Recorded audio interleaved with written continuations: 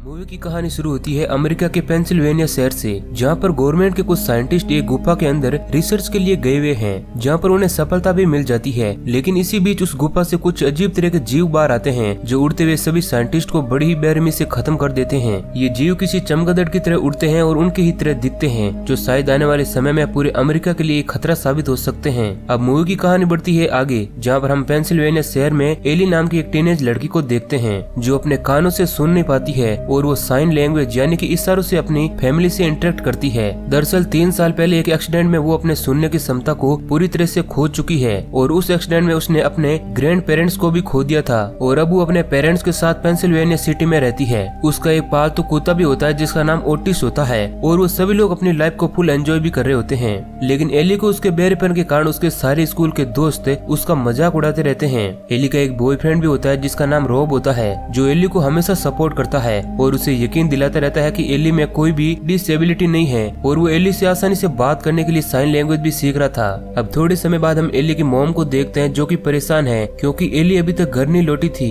Eli को Eli की हमेशा ही फिक्र रहती है। तभी एली घर पर आ जाती है और वो कहती है कि वो अपने दोस्त रॉब के साथ थी, इसी कारण वो थोड़ा लेट हो गई। अब उसी रात जब एली रॉब से चैटिंग कर रही होती है, तभी वहाँ पर एली के फादर ह्यूज आते हैं और वो एली से आज के दिन के बारे में पूछते हैं। उन्हें लगता है कि हमेशा की तरह उसके दोस्तों ने एली को आज भी परेशान किया होगा। ह्यूज उससे रॉब के बारे में भी पूछता है, लेकिन एली कहती है कि अगर ऐसी कोई बात रहेगी तो वो सबसे पहले आपको ही बताएगी। और अब इसके बाद सभी लोग सोने चले जाते हैं, लेकिन रात के समय ह्यूज एली को उठाता है और उसे एक हॉल में ले जाता है, जहाँ वो सभी लोग न्यूज देख रहे होते हैं और उन्हें पता चलता है कि पेंसिल्वेनिया, न्यूयॉर्क और कुछ अन्य शहर पर एक अनचाहे खतरे ने दस्तक दे दी है, जिस कारण शहर के हालात बहुत ही खराब है और सभी लोगों को सरकार की तरफ से घर में रहने की ही सलाह दी जाती है। और बताया जा रहा है कि शहर पर चमगादड़ जैसे दिखने वाले कुछ जीवों ने हमला कर दिया है और सरकार द्वारा लोगों को घर में ही चुपचाप रहने का बोला जा रहा है और वो जीव शहर में लोगों को निशाना बना रहे हैं और उन्हें बहुत ही बुरी तरह से मार भी रहे हैं। अब ये देख एली और उसका परिवार डर जाता है। अब एली यहाँ कहती है कि अगर हमें इस खतरे से बचना है तो हमें शहर से बाहर जाना होगा, क्योंकि हमारा ये शहर बहुत ही नॉइसी है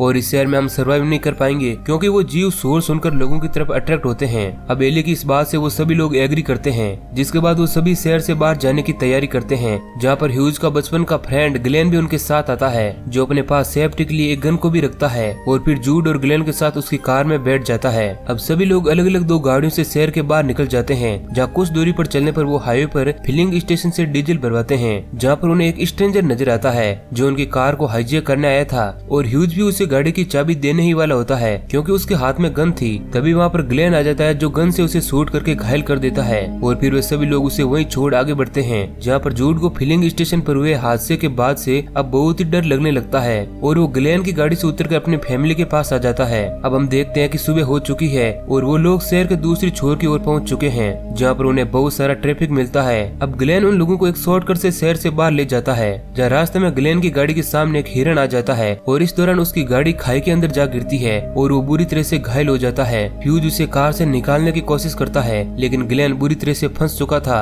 और उसका पैर भी नहीं निकल पा रहा था। इधर केली लगातार एम्बुलेंस को कॉल करती रहती है, लेकिन शहर में मची अफरा तफरी के बीच उसका कोई भी कॉल रिसीव नहीं करता है और अब ग्लेन भी हार मान चुका था और वो उन सभी को वहाँ से जाने का बोलता है, लेकिन ह्यूज उसे ऐसी हालत में छोड़कर नहीं जाना चाहता है। अब इसके बाद ग्लेन ह्यूज से गन मांगता है जो कार में रखी हुई थी। ग्लेन ह्यूज को गन दिखाकर वहाँ से जाने का बोलता है और ग्लेन के फोर्स करने पर ह्यूज मान जाता है और वो कहता है कि जल्दी वो एक कटर लेकर वापस लौटेगा और फिर ह्यूज अपनी फैमिली के साथ वहाँ से चला जाता है, जहाँ ओटिस को उन जीवों के आने का आभास हो जाता है और वो जोर जोर से भौंकने लगता है, जिस कारण वो सारे जीव जिनका नाम वेस्प होता है वो उस कार को चारों ओर से घेर लेते हैं और कार में घुसने की कोशिश करते हैं। अब ये सब देखकर ग्लेन अपनी गन के साउंड से उन जीवों का ध्यान अपनी ओर खींचता है और अब वे सारे जीव उसके पास चले जाते हैं, जहाँ वो ग्लेन को खत्म कर देते हैं। इसी बीच ह्यूज अपनी फैमिली को बचाने के लिए ना चाहते हुए भी ओटिस को कार से बाहर निकाल देता है। अब ये देखकर एली रोने लगती है और अब वो लोग वहाँ से बिना कुछ आवाज किए चले जाते हैं। और जैसा कि हम जानते हैं कि एली का सारा परिवार साइन लैंग्वेज को जानता है और इसी कारण वे लोग बिना आवाज के एक दूसरे से इंटरेक्ट कर सकते हैं और अब वो लोग वहाँ से आगे बढ़ते हैं, जहाँ जंगल में आने पर वो अपनी कार को एक जगह पर छोड़कर पैदल ही आगे बढ़ते हैं।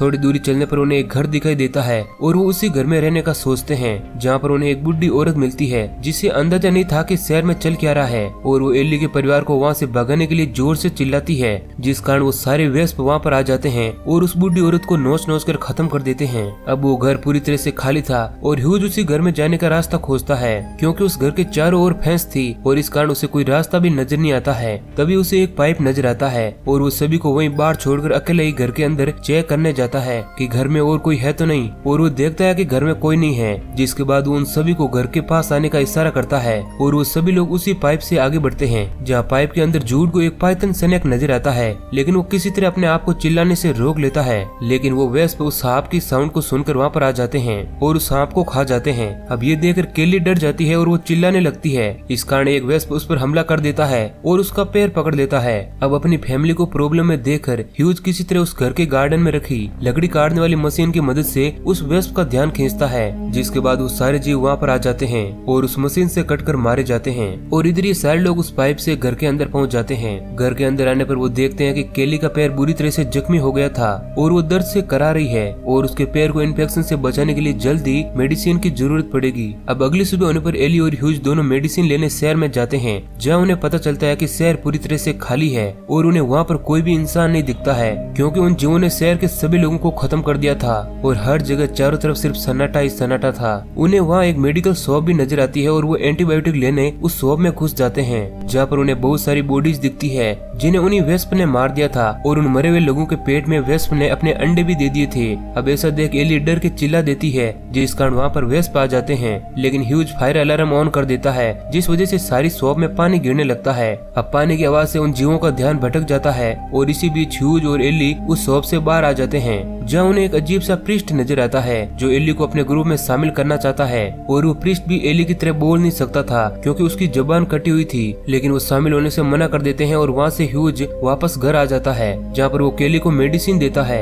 अब रात में एली अपने लैपटॉप पर रोब से चैटिंग करती है और उसे पता चलता है कि रोब भी इसी मुश्किल दौर से गुजर रहा है और उसके पेरेंट्स भी मारे गए हैं, लेकिन किसी तरह रोब ने अपने आप को बचा लिया था। और वो एली को कहता है कि वो नॉर्थ में किसी जगह पर है जहाँ पर गवर्नमेंट द्वारा उन्हें एक कैंप के अंदर रखा गया है जो कि बिल्कुल सेफ है, और वो कहता है कि वेस्प ठंडी जगह पर नहीं आ सकते हैं। तभी एली भी इंटरनेट पर वेस्प के बारे में सर्च करती है और ह्यूज को बताती है कि अगर हम भी किसी ठंडी जगह पर चले गए तो हम आसानी से सर्वाइव कर पाएंगे और अपनी जान बचा सकते हैं। लेकिन तभी वहाँ पर एक अजीब प्रीस्ट आ जाता है जो इस बार अपने पूरे ग्रुप के साथ आया था और वो एली को फिर से अपने ग्रुप में शामिल होने का कहता है। इस दौरान हमें पता चलता है कि वे अपना एक किंगडम बनाना चाहता है जिसमें वो राजा की तरह रहेगा और एली को रानी की तरह रखेगा, लेकिन ह्यूज उसे गुस्से में मना कर देता है। लेकिन वो लोग उसकी बात को नहीं मानते हैं और गन लेकर ह्यूज के घर के अंदर आ जाते हैं, जिसके बाद ह्यूज को गुस्सा आ जाता है और वो उन सभी को वहाँ से जाने का बोलता है। अब ह्यूज को गुस्से में देखकर वो लोग वहाँ से चले जाते हैं। अब उसी रात हम देखते हैं कि एक स्ट्रेंज छोटी सी बच्ची दरवाजे के बाहर खड़ी हुई है जो एली की ही तरह नहीं बोल पाती है।